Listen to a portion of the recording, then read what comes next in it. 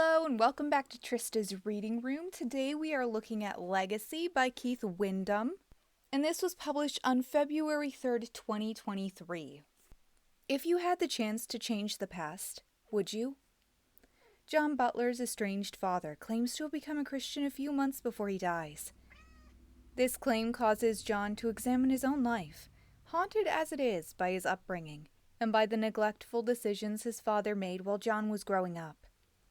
In an unexpected encounter with a messenger, John is given the opportunity to go back in time and change some of his father's past decisions. He does so in hopes of creating for himself the childhood he feels he always deserved. Along the way, he learns that changing God's plan for one's life carries unexpected consequences. This is a standalone novel, and it is for ages 18+. There is a death of a father in it. You can find it on Amazon in paperback, hardback, and ebook. Here's a bit about the author. Keith Windham grew up in the tiny community of Greenwood outside of Midland, Texas, whose existence centered around three things: church, high school football, and oil. His extended family was always a large part of his life growing up. His grandparents owned a cotton farm with some livestock, where he spent most summers working, tending goats and cattle with his grandfather. In high school, he was a giant theater nerd who loved acting and wrote a few short plays.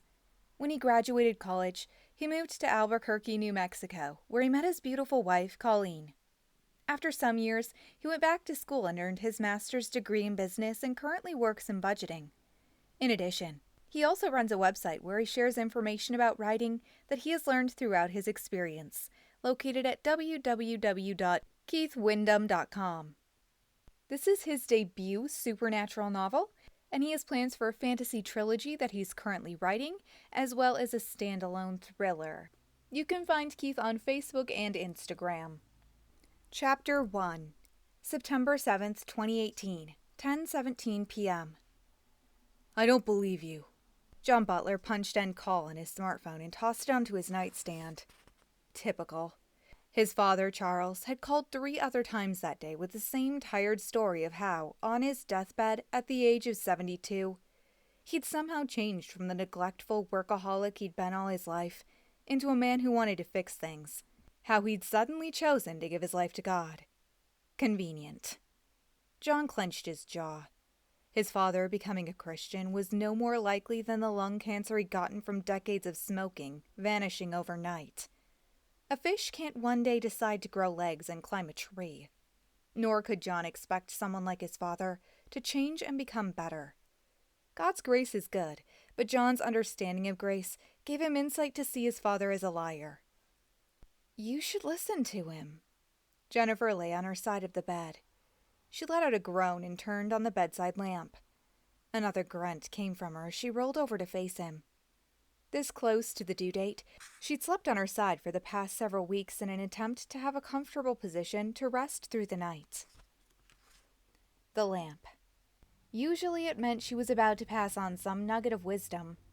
But that night, John didn't want to listen. He wanted to take her family heirloom and smash it to pieces so the light would go off again. Stupid lamp. No light, no talking. Any conversation about his father always went around and around. It ended up with both of them dropping the subject for another time. That night would be no different. He sighed heavily. I've told you before, he's full of hot air. A throb hammered on John's temples. It took a conscious effort to unclench his teeth and continue. He wants to make it look like he's patched things up so people will say how he turned his life around at the end. And what a great, humble man he'd become. Everything he's done centers on what he wants people to say when he's gone. Same as everything else he's ever done in his life. Don't you think God can change a man's heart? Jennifer asked. How many times have you said one thing and done the other? How many second chances has God given you? You should at least consider giving your father one. What if he's telling the truth and you miss it? John rolled his eyes and exhaled. He hated the moments when Jennifer made sense in this repetitive conversation. Last time they'd had this argument, she said the same kind of thing. No matter what John did in life, God had never given up on him. Points like these kept John going back to church. If he sat in the pew next to her, she'd say less of this stuff at home. Some mouthed words to a hymn and a few head nods would keep her from nagging. Services weren't all bad, though.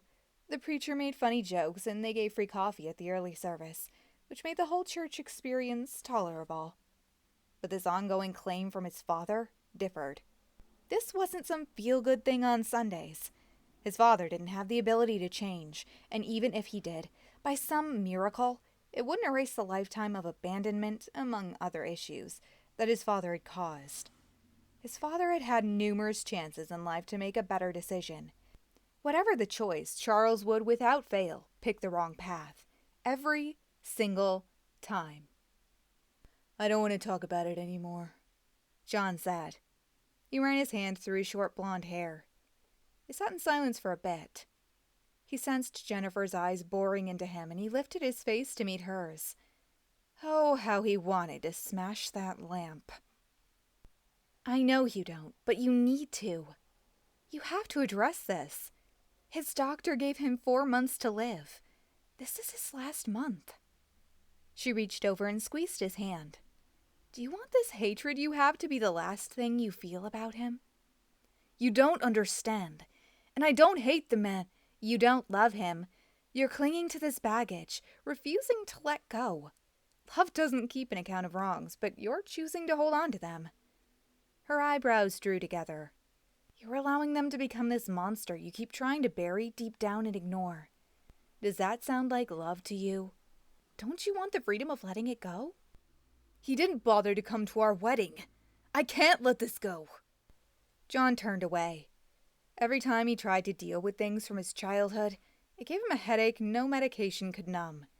He relived each wrong, and each time it fed the monster inside him. That monster would keep getting bigger, until it grew big enough to squish him with one of its little fingers. He tried seeing a counselor once. Only once. The quack didn't shut up, rambling on about God giving him the strength he needed in order to forgive. God didn't have all this junk haunting him. He didn't have Charles as his father. How could God understand any of this? "I'm sorry. I shouldn't have yelled." John faced her again and took a deep breath. "I don't think anyone understands what I went through. Not even Matt. He's been Dad's favorite all our lives, so he didn't get the south end of a northbound donkey like I did. In the moments I succeeded in life, I still failed in my father's eyes. Nothing was ever good enough." John's father had made Matt's favoritism well known, saying how proud Matt made him. He'd compared the two boys often, saying John should try to be more like his older brother. A lot of good it had done. Jesus knows. He was right there with you through all of it. All those times something happened, he never left your side. Don't you think he grieves over what you went through? He wanted better for you." She leaned toward him and adjusted the pillow at her back. John wanted an off switch for her. That would make this better. At least then the conversation would end. "He didn't want those parts of your life to turn out that way," she continued. "But he still sees you, and he wants to help you forgive your father and move past this." "I'm not Jesus. He had a father who cared about him, who loved him. I didn't have the same father he did." John shook his head as heat flushed his cheeks. "That's wrong. You did. You just didn't realize it at the time.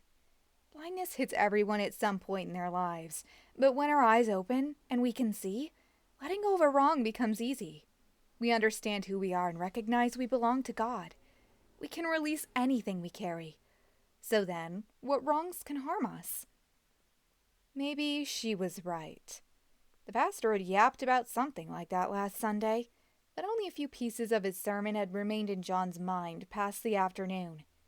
It had to do with how finding peace in the storm depends on each person, how we have the choice to either look at the boat for safety or put our faith in God. If someone decides to focus on God, the dumb boat no longer has value. John huffed at the idea.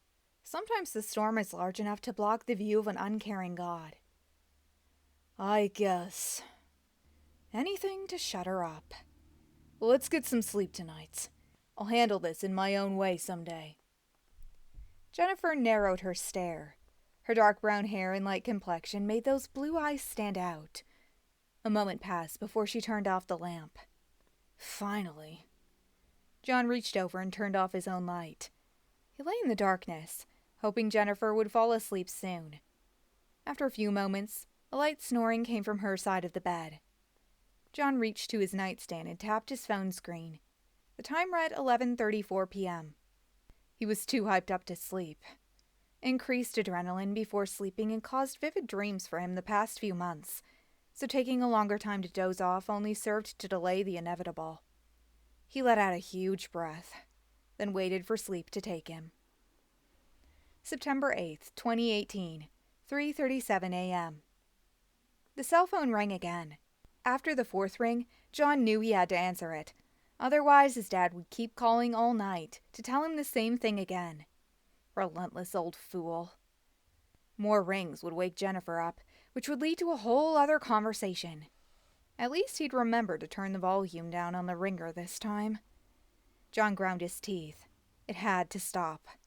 He rolled over and grabbed the phone to reject the call and put it on silent the rest of the night. He needed rest for work the next day. The Saturday courses he taught at Lee College had fewer students than his normal weekday classes, but they gave him and Jennifer the extra income needed to turn a spare bedroom into a nursery. His fingers slipped, and he hit the green button rather than the red. He sighed heavily and lifted the phone to his ear. "Dad, I told you. It's your father." John sat up and the blood drained from his face. "He started coughing." His mother had a tremor in her voice. "Then he just stopped. I don't know what to do now." As much as John loathed his father, he hated the sound of this hopelessness from his mother more. Hearing her in pain made his chest ache. Perhaps, given more time, he would have softened toward his father and accepted his claim of a changed life as she had. Now that chance would never come. John softened his tone. "We'll figure out what to do. I'll come over right now." Sobs came from the other end of the line, followed by a soft, "Okay." By the time John hung up and put the phone down, Jennifer had awoken and faced him.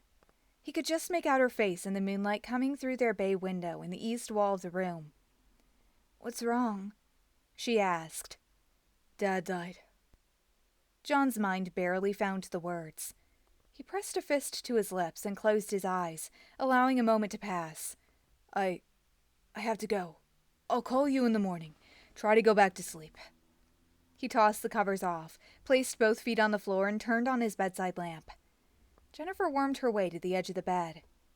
"What are you doing?" John stopped and stared at her. "I'm coming with you." "No, the doctor said you need rest. We're too close to the due date to have you running around in the middle of the night." John held up his fingers. 2 long years to get here. Please, just stay put." She ignored him and worked her legs out from under the sheets. "John?" He turned his back to her and searched the area of his side of the bed. "Yeah?" He couldn't find the pants he'd worn earlier. "Do you think Charles really gave his life to Jesus?" I don't know. I didn't want to hear what he had to say. Whenever he called, I was too angry with him." Nausea rolled through the pit of John's stomach. "I'll pray for you and Linda. I'm sure she's taking this hard. She loved him again, you know? Like the story she told me of when they first met." Jennifer cupped her mouth with her hand and cried. John sat on the bed with her, holding her in his arms as she wept. "I'll tell my mom you're praying for her." He kissed the top of her head and swallowed the lump in his throat. She nodded and grabbed a tissue from the box she kept on her nightstand as John stood. He struggled to walk around the room, like trying to swim through a pool full of jello. With every step, a weight like that of an elephant bore down on him.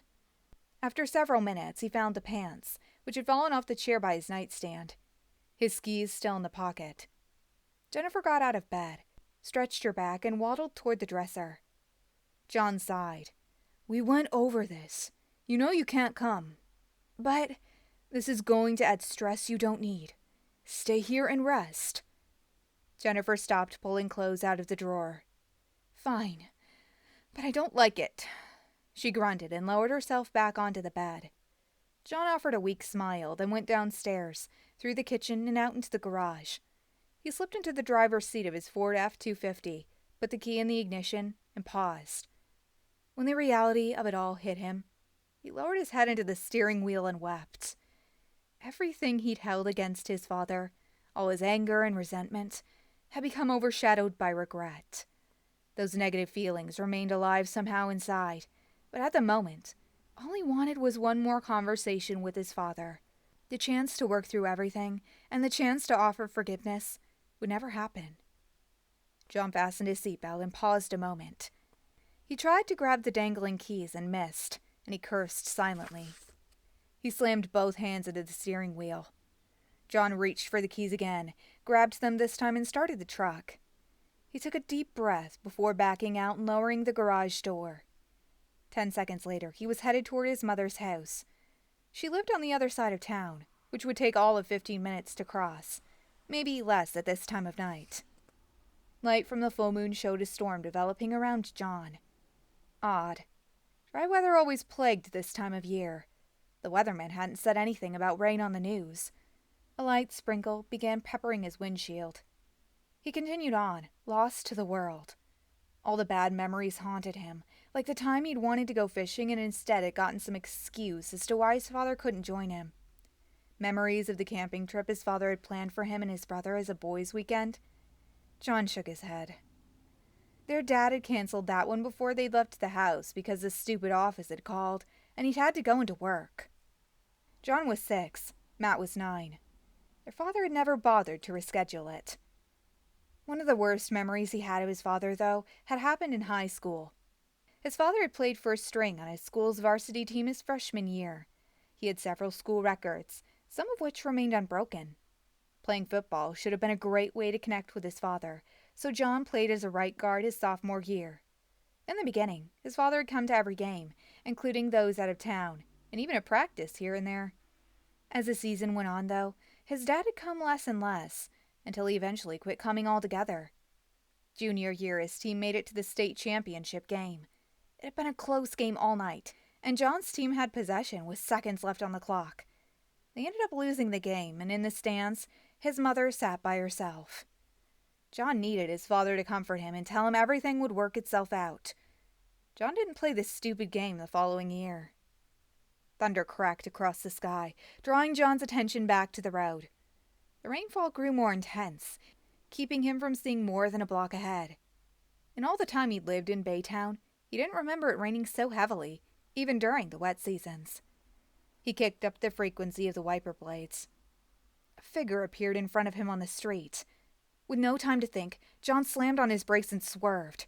He jerked too hard to the right and his truck flipped once, twice, then a third time before it came to a stop on its roof. He wheezed. Pain shot up his spine. Blood trickled from a cut on his head. Each pump of his heart sent needle-like stings to his arms and throughout his chest.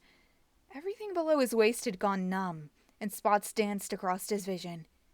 In the shock, one thought came to the forefront of John's brain. Where had the man come from? Rain pelted the truck. John closed his eyes and tried to slow his breathing while he waited for death to take him.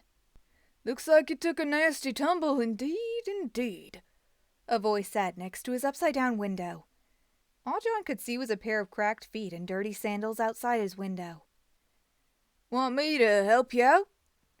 John couldn't get a breath into his lungs to reply before the door creaked open and an arm reached in. A stranger cut through the seatbelt with a pocket knife. John's body slumped into pieces of shattered glass. The man pulled John out and laid him on his back. John screamed an obscenity and vomited. "You have a nasty head bump there, yes sir, yes sir. Call 911. It took every bit of control John could summon to keep from screaming further or passing out from the pain. He forced his eyes open to try and maintain enough alertness to wait for an answer. Through his intense pain, John registered some details about the man. He had a black beard flecked with gray that hung down to the top of his stained brown pants. The rest of his clothes oozed filth, but a clean red bag dangled over his left shoulder. He might have matched John's size, but he appeared a bit older. "You sure lucky I came across you on your way to your mother's house." John's heart pounded against his ribs. Was this the person John had almost hit? "I know more than you know, John. And yes, I'm the guy you almost hit. The man smiled. Yes, it's a bit to take in. You may call me Caleb. And that's it for today. If you want to read more of Legacy, check it out on Amazon and stay tuned for the giveaway. I will be giving away this paperback. Thanks for joining me.